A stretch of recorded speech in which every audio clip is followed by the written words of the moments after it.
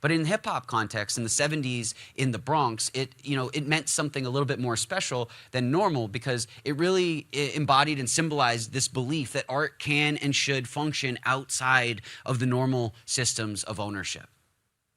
So what we see is a willingness to destroy that actually leads to discovering new paths to success. And look at us. Half of us know who Banksy is now because he was willing to destroy.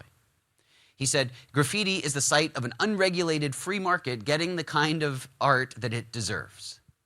So for the graffiti artist, they obviously embody this willingness to destroy. They're consistently looking to the future to reinvent and capture new opportunities, and they demonstrate flexibility and resilience even in the face of loss or uncertainty.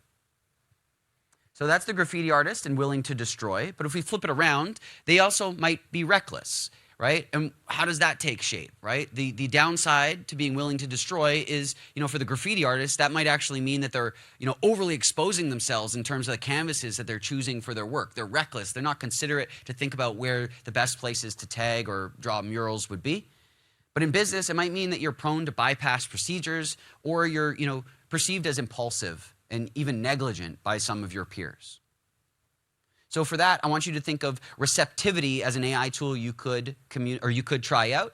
It analyzes the emotional intelligence and the tone and the psychological insights that come from all of your communications. So if you've ever got one of those feedback sessions about how harsh an email was, maybe this is for you.